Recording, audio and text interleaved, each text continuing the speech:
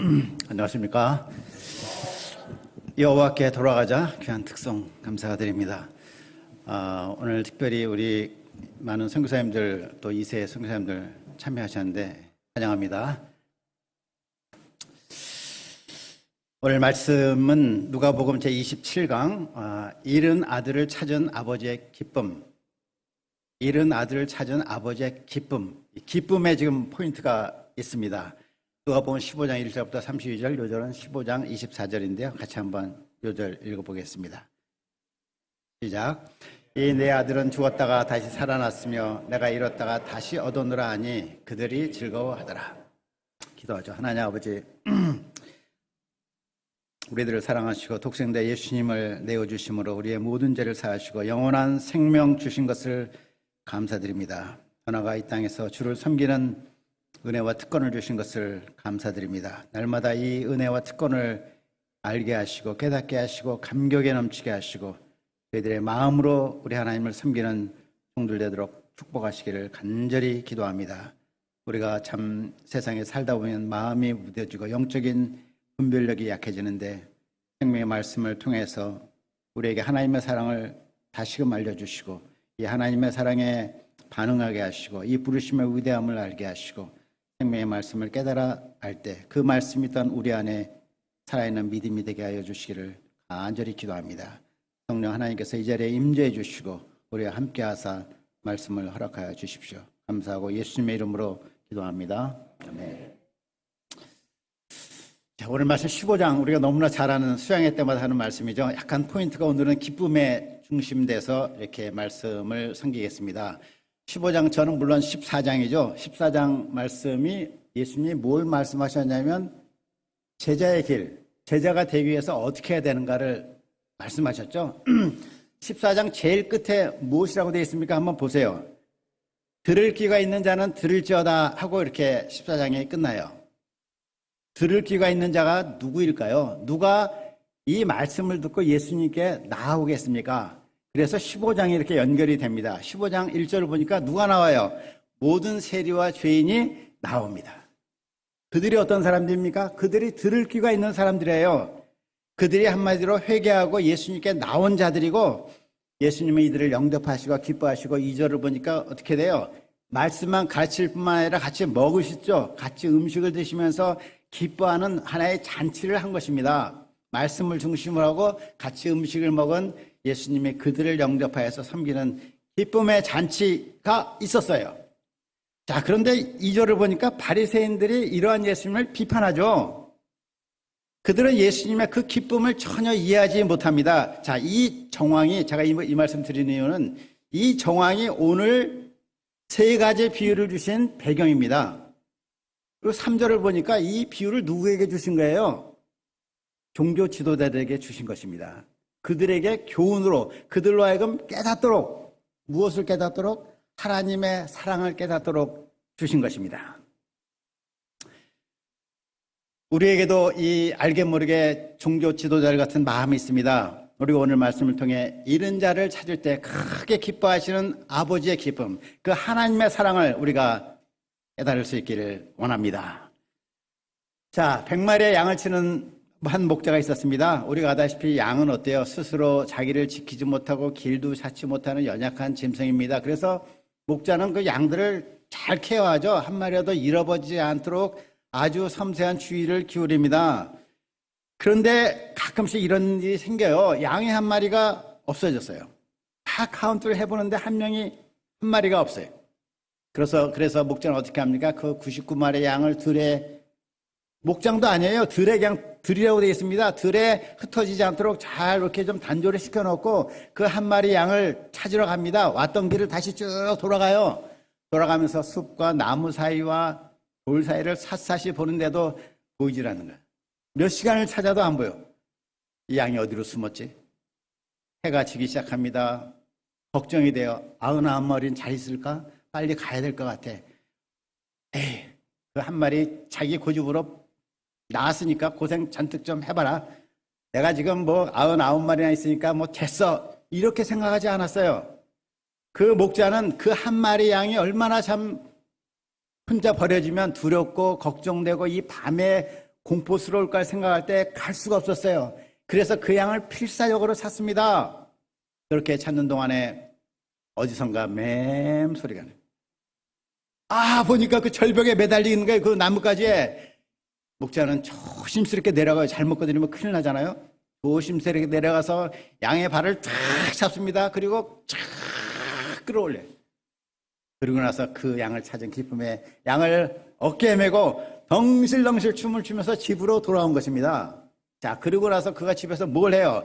벗과 그 이웃을 불러 말합니다. 파티를 합니다. 나의 잃은 양을 찾아노라. 나와 함께 즐기자 하면서 쫙 초대해서 그 파티를 거나하게 벌였습니다. 그 파티 비용이 양 한 마리 값보다 훨씬 많이 들었어요. 근데 기뻤어요. 왜? 그 양을 찾은 것이 경제적인 목적 때문이 아니었기 때문에 그렇죠.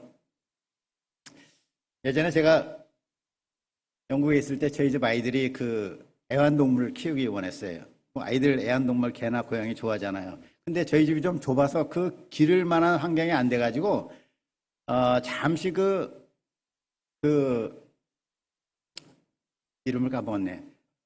다람쥐 같은 걸 하나 길렀어요. 그 박스에 넣어가지고 그거를 햄스터를 길렀는데 그거는 이렇게 박스 안에 들었으니까 괜찮죠. 그 안에만 있으니까. 그래서 한 그걸 좀 기른 정도 외에는 다른 경험이 없는데, 그래서 저는 애완동물에 대한 무슨 애정이나 그것을 잃어버렸을 때 뭐 마음이 어떻다든가 뭐 그런 걸 잘 몰랐어요. 그런데 그런 비슷한 경험을 한 번 한 적이 있어요. 한국에 돌아와가지고 중고차를 하나 샀어요. 그 뭐 한 2, 3년 된 소나타 2 150만 원 주고 샀는데 그걸 안에 잘 타고 다녔어요. 어디 가든지 제가 그것을 몰고 다니고 거기서 이렇게 때로는 말씀 공부도 하고 때로 피곤하면 잠도 자고 어디 가든지 저와 몸이 하나 돼서 움직인 한 10년 정도 타고 나서 이제 폐차를 하는데, 폐차하러 온 사람이 제 운전석에 앉아갖고 제 차를 가져가는 순간에 이상한 그 슬픔, 상실감을 느꼈어요. 그래서 제가 신기하다. 뭐 기계덩어리한 이 차에도 뭐 그런 감정을 느낄까 하는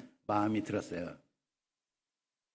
이 말씀 공부하면서 우리 또 우리 시니어 목자들과 공부하는데 자신들의 그 동물들 길렀다가 이렇게 보냈을 때 아픔, 상실감, 슬픔을 많이 얘기하시더라고요. 굉장히 리얼해요.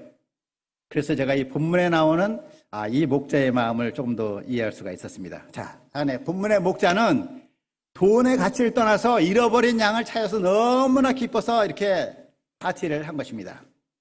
두 번째 비유, 8절입니다. 어느 여자가 10드라크마가 있는데 하나를 잃으면 등불을 켜고 집을 쓸며 찾아내기까지 부지런히 찾지 아니하겠느냐. 당시 한 드라크마는 얼마나 가치가 되죠? 노동자 하루 품삯이라고 되어 있죠. 그것이 오늘날도 돈으로 하면 뭐 10만 원에서 한 20만 원 될 겁니다. 뭐 그 자체로도 큰 금액이지만 당시 은화 10개를 쫙 묶어가지고 그것이 결혼 예물이었어요. 결혼 예물이었는데 그 중에 하나가 빠지면 어때요? 이빨 빠진 것 같잖아요. 그러니까 이것을 하얀에 찾을 수밖에 없는 것입니다. 그 여인은 부지런히 그 잃은 것을 찾았습니다. 근데 당시 그 서민들의 집은 어떤 형태였냐면 바닥이 진흙이에요. 진흙에다가 그 위에 지푸락지나 아니면 돗자리 같은 걸 깔았어요. 돗자리 같은 데 깔고, 그리고 그 집이 보통 창문이 없거나 있어봤자 조그맣게 게 있었기 때문에 항상 어두웠어. 낮에도 등불을 켜야 돼. 등불을 켜고 어딘가 들어간 그 동전 한 입을 찾는다는 것이 쉽겠습니까? 그리고 또 8절 보니까 쓸었다고 돼 있어요. 쓸며. 빗자루로 쓸었다는 거죠. 빗자루로 가만히나 뭐 이렇게 빗자루 그 집 위에 있는 동전이 잘 쓸리겠습니까? 근데 안에 쓸고 해서 찾아냈어요. 그러니 얼마나 그 여인이 기뻐했겠습니까? 제가 지난주에 집에서 그 핸드폰을 떨어뜨렸는데 핸드폰 케이스에 같이 있는 그 크레딧 카드가 하나가 탁 튀어나가서 어디로 탁 없어졌어요. 어디 갔지? 책장 밑에 들어간 게 분명해. 바로 옆에 책장 밑에. 근데 책장이 뭐 존부고요. 이 책을 다 드러낼 수도 없고 거기다가 이제 젓가락하고 막 그 나무떼기로 막 뒤져도 안 나오는 거예요. 나오겠습니까? 날짜하게 그 크레딧 카드 한 장이 엎드려 있는데 그게 잘 안 나오죠. 하도 찾다가 이제 그냥 포기했는데, 제가 가끔 그 킥보드를 타는데 킥보드 페이먼트가 그 카드로 연결돼 가지고 탈 때마다 문자가 떠요. 얼마 썼다고. 근데 카드는 없는데 문자가 뜨니까 좀 기분이 이상하더라고요. 그래서 이제 신고해서 잊어버렸다고 이제 분실 신고를 했어요. 근데 그러고 보니까 그 카드가 바로 그 바닥이 아니라 그 옆에는 수건 속에 팍 들어가 있더라고요. 안에 파기했는데 여하튼 동전이나 이 카드 같은 것은 납작게 엎드리면 찾기가 굉장히 어렵습니다. 여인은 이것을 찾고서 얼마나 기뻤습니까? 그녀는 벗과 이웃을 불러 모으고 역시 파티를 합니다. 이런 드라크마를 찾아노라, 나와 함께 즐기자. 역시 그 파티 비용도 한 드라크마보다 훨씬 더 많이 돈이 들었겠죠. 양은 생명이 있기 때문에 어떻게 하다 보면 자기가 목자에게 돌아다니다가 발견되기도 하고 어떻게 하다가 목자에게 돌아올 수 있어요. 그러나 드라크마는, 코인은 생명이 없어요. 그래서 이 잃어버린 코인은, 동전은 주인이 찾기 전까지는 소망이 없습니다.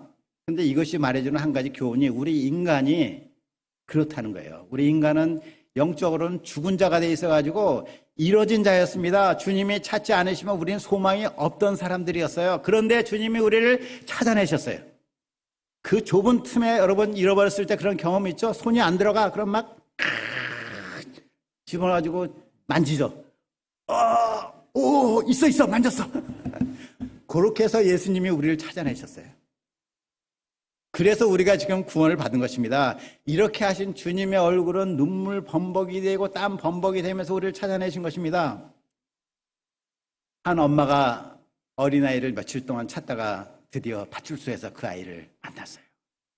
그 엄마의 얼굴은 너무나 기뻤겠죠. 그러나 그 얼굴이 눈물 범벅이에요. 눈물 범벅인데 웃어. 이게 웃는 건지 웃는 건지 몰라. 그것이 주님의 마음, 주님의 얼굴입니다. 이 드라크마 비유를 통해서 우리가 한 가지 배울 것은 뭐냐면, 우리가 거친 빗자루에 의해서 쓸림 받을 때 자꾸 쓸잖아요, 우리를. 그때가 예수님이 나를 찾으시는 시간이구나, 그 순간인 것입니다. 우리가 고난받을 때 그것을 그냥 우연이다가 아니라 이것이 예수님이 빗자루에 거친 자락으로 나를 지금 끌어내고자 하시는구나 하는 것을 알아야 돼요. 그래서 우리가 인생에 쓸림이 있을 때 괴롭고 아프고 그렇지만은 그것이 바로 주님의 손길임을 알고 우리가 주님께 나와야겠습니다. 자, 이 두 가지 비유를 주신 후에 예수님이 결론을 7절과 10절에서 말씀하세요. 7절 한번 보겠습니다. 내가 너에게 이르노니 이와 같이 죄인 한 사람이 회개하면 하늘에서는 회개할 것 없는 의인 99으로 말미암아 기뻐하는 것보다 더하리라. 자, 다시 한번 잘 보세요. 7절 하반절. 회개할 것이 없는 의인 99으로 말미암아 기뻐하는 것보다 더하리라. 자, 하나님은 99으로도 기뻐하십니다. 그들도 주님의 양들이에요. 근데 여기서 의인 99이 누구겠습니까? 스스로 의롭다는 바리새인들이죠. 그들도 주님의 양이므로 그들도 기뻐하세요. 그러나 잃어버린 양이 돌아올 때 더 기뻐하죠. 왜 그렇죠? 그 양이 그동안 고생 많이 했으니까. 불쌍하잖아요. 그러니까 주님이 더 기뻐하시는 것입니다. 예수님이 자기 양을 찾기 위해서, 잃어버린 동전을 찾기 위해서 애를 쓰듯이 당시의 바리새인들도 양을 찾기 위해서 열심을 했습니다. 그들은 개종자 하나를 얻기 위해서 바다와 육지를 두루다니고 산을 넘어다녔어요. 그러나 그들의 목적은 그 영혼을 구원하고자 하는 순수한 목적이 아니었죠. 뭐가 목적이었어요? 자기들의 교세 확장이 목적이었습니다. 자기들의 팔을 지지할 신봉자를 찾는 것이었어요. 그런 목적으로 사람을 찾아 도우니 그들이 더 어떻게 돼요? 배나 더 지옥 자식이 되었다고 마태복음 25장 13절에 되어 있습니다.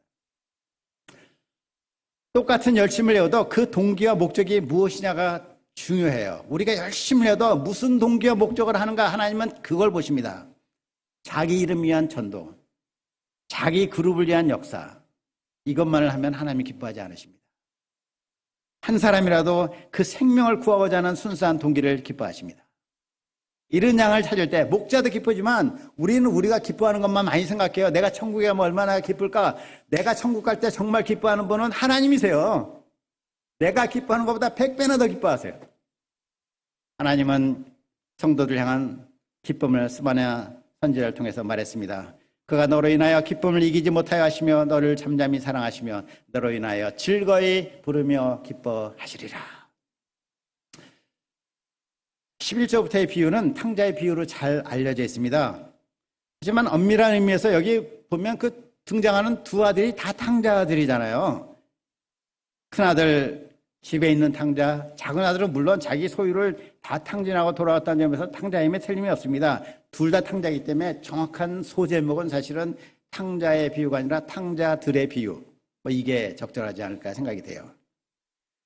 자, 비유해서 아버지는 아름다운 포도원과 충성된 품꾼들을 가진 사람이었습니다. 그는 두 아들을 잘 교육했어요. 사랑했어요. 자기 가업을 이을 자들로 키우고 신앙교육도 열심히 했습니다. 그런데 아버지의 이 훈련에 큰아들은 잘 순종했는데 둘째 아들은 그러지를 못했어요. 둘째 아들은 어떻게 생각했냐면 왜 아버지가 내 인생을 이렇게 간섭하시지? 내 자유를 왜 이렇게 억압하시지? 이렇게 생각하고 자기는 그 마음껏 세상을 경험하고 싶었어요. 마침내 작은 아들은 아버지 집을 떠나기로 결심하고 말합니다. 아버지, 내게 돌아올 분깃을 내게 주소서. 물론 둘째 아들의 이런 요구는 무례한 것이었죠. 아버지가 지금 멀쩡히 살아계신데 유산을 달라는 게 말이 됩니까? 그러나 아버지는 아들이 이미 집을 나가기로 굳게 결심한 것을 아셨어요. 그 아들을 인격적인 사랑으로 대했습니다. 아버지에게는 그 아들이 중요했지 재산 반 그 중요하지 않았습니다. 그 재산을 다 탕진하더라도 아들이 아버지에 대한 사랑을 의심하지 않기 원했어요. 요구한 대로 재산을 나눠줬습니다. 13절 상반절입니다. 그 며칠이 안 돼요. 둘째 아들이 재물을 다 모아가지고 그는 유산으로 받은 재산을 어떻게 했어요? 다 캐시, 현금화했습니다. 그 돈을 가지고 먼 나라로 갔습니다. 그는 자유를 찾아 떠나는 기분이었습니다. 탈옥한 빠삐용 같은 사람. 쇼생크 탈출에 나오는 누구죠? 앤디. 그의 심정이었습니다. 자유다! 그토록 꿈꿨던 일을 시작했습니다. 모든 것이 희망이 차고 뭐 실제로 자신감도 있었어요. 이게 잘 될 것 같아요. 그렇게 정말 믿었습니다. 그런데 그는 어떻게 되었습니까? 그가 자유라고 생각했던 것은 곧 방종으로 변했습니다. 술에 취하고 창기와 놀아났습니다. 결국 얼마 못 가서 재산을 다 허비했습니다. 13절 하반절입니다.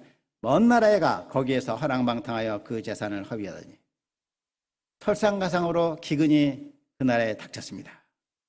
돈이 떨어지자 누구도 떨어졌죠? 친구들도 다 떨어져 나갔어요. 할 수 없이 어떤 사람에게 붙여 살며 돼지를 치게 되었습니다. 돼지는 유대인들이 가장 부정하게 여기는 짐승이에요. 그는 노예같이 일했습니다. 그는 너무나 배가 고파서 돼지가 먹는 쥐엄 열매라도 배를 채우고자 하는데 그것을 주는 사람도 없었어요.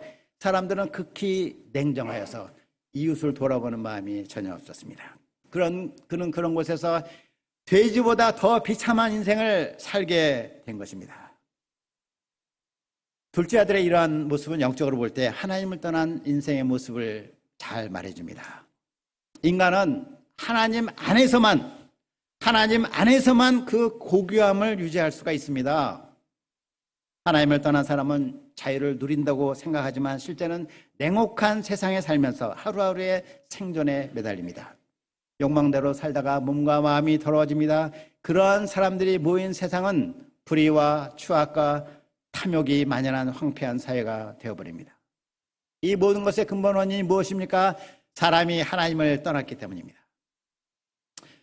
우리가 인생소감 이렇게 쓰고 발표하고 또 듣기도 하는데 보면은 예수님 만나기 전의 삶이 대부분 비슷해요. 삶의 의미와 목적을 모른 채 알 수 없는 그 두려움에 시달린 삶, 육체의 욕망의 종로로 타던 삶, 그 입에서는 아주 악한 말, 더러운 말을 내뱉던 삶, 참 기쁨을 모르던 삶을 우리도 살지 않았습니까? 우리가 과거를 기억해야 되겠습니다. 그리고 오늘의 우리의 삶을 살게 해주신 우리 주님께 감사를 해야 되겠습니다. 자, 17절부터 19절을 보면 둘째 아들은 고통 가운데 제정신이 들었어요. 그는 말합니다. 내 아버지에게는 양식의 풍족한 품꾼이 얼마나 많은고 나는 여기서 줄여 죽는구나. 이 얼마나 기막힌 탄식입니까? 그는 줄여 죽게 되었어요. 그때 무엇이 가장 생각났습니까? 아버지 집. 아버지 집에 누가 제일 먼저 생각났어요? 품꾼들. 왜? 자기가 품꾼이니까. 비교가 되는 것이에요. 자기는 되지만도 못한 취급을 받고 있었습니다. 아버지 집의 품꾼은 인격적인 대우를 받았습니다. 풍족하게 지냈습니다. 품꾼들조차 사랑으로 대우하시는 그 아버지를 생각할 때 그 아버지를 아들인 자기를 얼마나 사랑하셨는가를 깨닫게 되었습니다. 아버지의 사랑은 그로 하여금 집으로 돌아오도록 하는 소원을 주었습니다. 용기를 주었어요. 그는 이렇게 하고자 합니다. 내가 일어나 아버지께 가서 이르기를 아버지 내가 하늘과 아버지께 죄를 지었사오니 지금부터 아버지 아들이라 일컬음을 감당하지 못하겠나이다. 나를 품꾼의 하나로 써서 보소서. 그는 마음의 결심을 행동으로 옮깁니다. 20절 상반절입니다. 이에 일어나서 아버지께로 돌아가니라. 그는 처절한 실패 앞에서 극단적인 선택을 할 수도 있었어요. 그러나 그는 돼지우리에서 일어났습니다. 그가 일어난 것은 자기 힘으로서가 아닙니다. 그 사람이 결단을 잘한 것이 아니에요. 아버지에게서 오는 사랑의 힘이었습니다. 냄새나는 옷을 갈아입거나 더러운 몸을 씻지도 않았습니다. 그 모습이 바로 자기였어요. 아버지의 사랑 앞에 꾸밀 이유가 하나도 없었습니다. 그대로 아버지의 집으로 나아갑니다. 아버지는 그를 어떻게 맞이합니까? 20절 하반절입니다. 아직도 거리가 먼데 아버지가 그를 보고 측은히 여겨 달려가 목을 안고 입을 맞추니. 아직도 거리가 먼데 아버지가 그를 먼저 알아보았습니다. 그런데 이 순간에 그 아들이 회개하고 돌아오는 것임을 알 수는 없었습니다. 객관적으로 생각해 보면 재산 다 탕진하고 그냥 오는 것이에요. 아버지는 종들에게 이렇게 말할 수 있었어요. 나 없다고 그래. 근데 아버지는 멀리 있는 아들을 먼저 알아보았어요. 무슨 말이에요? 아버지가 매일같이 그 먼 곳을, 아들이 돌아올 것을 믿고 바라본 것입니다. 누군가가 돌아올 거야. 그 돌아오는 사람이 있다면 내 둘째 아들이야 하는 믿음을 갖고 봤기 때문에 바로 보인 것입니다. 아버지는 아들을 향해 달려갑니다. 동양 문화권에서는 아버지는 달리지 않습니다. 엄마나 아이들은 달리지만 아버지는 결코 달리지 않습니다. 그러나 이 아버지는 자신의 품위가 떨어진 것을 개의치 않았습니다. 신발도 신지 않고 그 아들을 향해 달려갔습니다. 왜 그렇게 한 것입니까? 20절을 볼 때 그 아들을 측은히 여겼기 때문이에요. 여기서 측은히 여기다는 것은 우리가 잘 아는 스플랑크 니조마이, 그 창자가 끊어지는 것 같은 단장의 슬픔을 말합니다. 아들을 측은히 여긴 아버지는 그에게 달려가 그의 목을 안고 입을 맞췄습니다. 거듭 입을 맞췄습니다. 돌아온 아들에 대한 끝없는 사랑을 막 쏟아붓는 것입니다. 그런데 다시 잠깐, 이 순간까지 둘째 아들은 아버지에게 아직 한마디도 하지 않았어요. 아버지에게 미안하다든지 회개하다든지 하는 말을 하지 않았습니다. 그는 이 순간에 이런 말을 할 수 있었어요. 아버지, 한 번만 더 기회를 주세요. 이번에는 내가 성공하겠습니다. 아버지가 아들에게 달려가 목을 안고 입을 맞춘 것은 아들의 사과나 회개와 관련이 없는 것이에요. 그야말로 그 아들에 대한 아버지의 사랑은 조건이 없는 사랑입니다.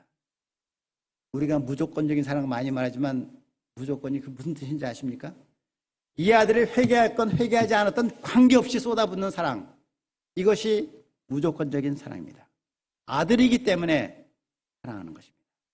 사람들은 보통 어떻게 말해요? 네가 회개하지 않으면 내가 용서하지 않겠어. 네가 먼저 사과 안 하면 내가 절대 사과 안 해. 그러나 아버지의 사랑은 그냥 아들을 사랑하는 뜨거운 사랑입니다. 그 사랑에 자신이 삼켜져 버린 사랑, 그 사랑의 불에 자기가 타버리는 그런 사랑이에요. 우리가 이 하나님의 사랑을 이해할 수 있을까요? 21절입니다. 아들이 이르되 아버지, 내가 하늘과 아버지께 죄를 지었사오니 지금부터는 아버지 아들아 일컬음을 감당치 못하겠나이다. 그는 이어서 무슨 말을 하려고 그랬어요? 나를 품꾼의 하나로 보소서. 그 말을 못해요. 아버지가 말을 끊었습니다. 네가 그런 말 하는 거 안 하는 거랑 나에겐 차이가 없다. 그만해라 아들아. 아들은 아버지가 자기를 영접하시는 것을 알았습니다. 그러나 감히 아버지를 아버지라고 부를 면목이 없어서 그저 눈물만 흘립니다. 22, 23절입니다. 아버지는 종들에게 이릅니다. 제일 좋은 옷을 내어다가 입히라. 손에 가락지를 끼우라. 발에 신을 신기라. 그리고 살진 송아지를 끌어다가 잡으라. 우리가 먹고 즐기자. 아버지는 돌아온 아들에게 제일 좋은 옷을 입힙니다. 이 제일 좋은 옷이란 그 집에 있는 첫 번째 옷입니다. 당시에는 훈장이라는 것이 없었어요. 그래서 왕이 공로가 많은 신하를 포상할 때 귀중한 옷을 하사했어요. 그런 옷을 주는 것입니다. 가장 좋은 옷을 입혔다는 것은 지금 마치 이 아들이 장원 급제하고 돌아온 아들로, 과거 시험에서 수석하고 돌아온 아들로 여긴 것입니다. 1등 무공 훈장을 주는 것이에요. 가락지는 인장 반지입니다. 아버지의 인감 도장을 준 것입니다. 모든 권한을 아들에게 주었습니다. 신을 신긴 것은 그를 자유인으로 회복시킨 것입니다. 이 세 가지, 옷과 가락지, 신은 아들이 꼭 필요해서가 아니라 아들을 존귀하게 높이기 위해서 준 것입니다. 아버지는 살진 송아지를 잡으러 갑니다. 여기서 송아지라는 단어 앞에 원어에 보면 정관사가 붙어 있어요. 정관사가 붙어 있는데 이는 바로 아버지가 이때를 위해서 준비해둔 그 송아지를 말합니다. 아버지는 아들이 돌아올 것을 믿고 기도했고 송아지 한 마리를 미리 준비했습니다. 아버지가 말합니다. 이 내 아들은 죽었다가 다시 살았으며 내가 일어났다가 다시 얻어노라 하시니 그들이 즐거워하더라. 아들 편에서 볼 때 그는 죽었다가 살아났습니다. 아버지 편에서 볼 때 그는 잃었다가 다시 얻었습니다. 아버지는 자기 목숨보다도 더 귀한 그 아들을 다시 얻었습니다. 아버지는 크게 기뻐하고 기뻐하였습니다. 기뻐하라, rejoice. 그러나 큰아들은 어땠습니까? 25절입니다. 맏아들은 밭에 있다가 돌아와 집에 가까이 왔을 때 풍악과 춤추는 소리를 듣고 한 종을 불러 이 무슨 일인가 물은데 풍악과 춤추는 줄이 북과 장구와 막 오케스트라가 울리고 막 춤추는 얼마나 성대한 환영 리셉션을 했는지 몰라요. 이것을 듣고 종에게 물어보니까 자초지종을 들었어요. 그는 다 얘기를 듣고 분노하였습니다. 아버지가 나와서 권하지만 그는 아버지께 말합니다. 내가 여러 해 아버지를 섬겨 명을 어김이 없거늘 내게는 염소 새끼라도 하나 주어 내 벗으로 즐기게 하신 일이 없더니 아버지의 살림을 창녀들과 함께 삼켜버린 이 아들이 돌아오매 이를 위하여 살진 송아지를 잡으셨나이다. 그는 자기가 아버지의 명을 어긴 적이 없다고 말해요. 여러 해 동안 섬겼다고 합니다. 여기서 섬겼다는 그 단어를 보면 듀로라는 말로 노예처럼 일했다는 것입니다. NIV 성경에는 슬레이빙이라고 되어 있어요. 종살이 했다는 것입니다. 그는 아버지를 섬기면서 아버지에 대한 사랑이 없었어요. 기쁨도 없었습니다. 아버지가 자기를 노예로 부른다고 생각했어요. 그는 참으로 불쌍한 처지에 있는 동생에 대한 사랑이 없었습니다. 이해 관계로만 반응했어요. 그의 마음은 차가웠습니다. 자기가 이미 아버지 재산의 3분의 1을 받았어요. 3분의 2를. 염소나 송아지 한 마리로 불평하였습니다. 그는 동생을 뭐라 그래요? 이 아들, this thy son. 아버지의 아들입니다. 자기 동생으로 영접을 안 하는 거예요. 그런데 32절을 보면 아버지가 이런 표현을 고쳐줍니다. 네 동생이다. 네 동생으로 영접하도록 합니다. 자, 큰아들의 문제가 무엇입니까? 그는 아버지의 마음을 몰랐어요. 그는 동생을 떠나보내고 슬퍼하는 아버지의 심정을 이해하지 못했습니다. 한마디로 그는 부정한 사람이었습니다.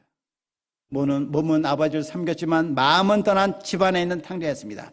바리새인들은 바로 이 큰아들과 같았습니다. 그들은 율법을 잘 지킨다고 생각했어요. 한 번도 명을 어긴 적이 없다고 믿었습니다.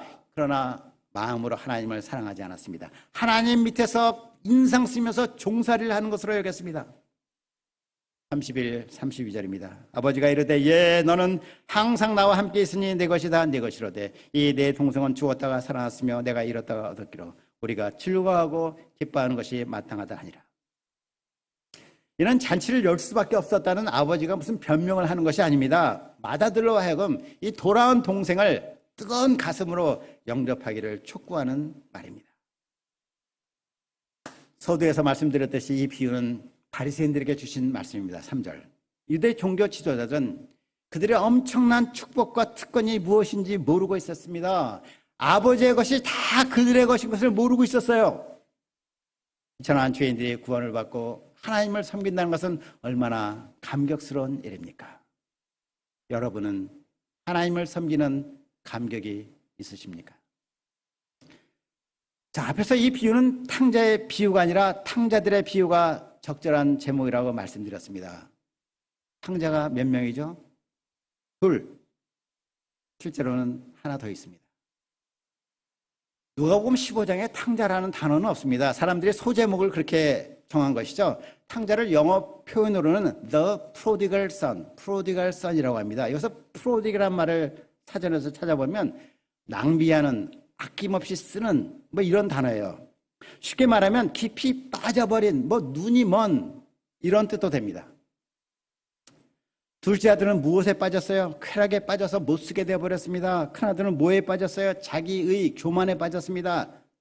하나님은 무엇에 빠지셨습니까? 사랑에 빠지셨어요. 그래서 눈이 멀게 되셨습니다. 미국의 팀 켈러 목사님은 이 본문으로 The Prodigal God이라는 책을 썼어요.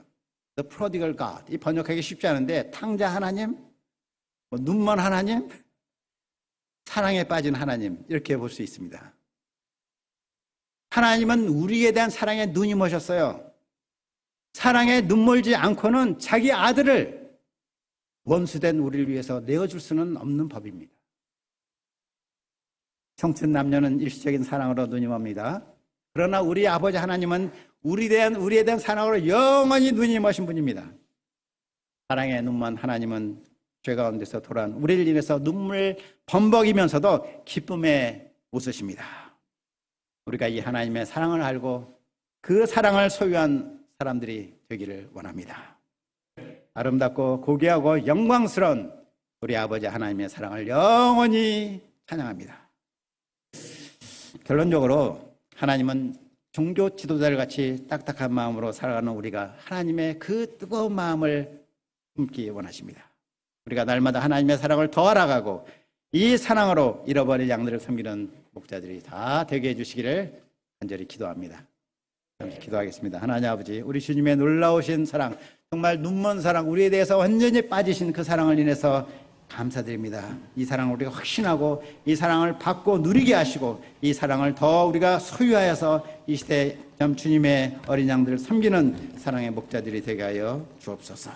감사하고 예수님의 이름으로 기도합니다. 아멘.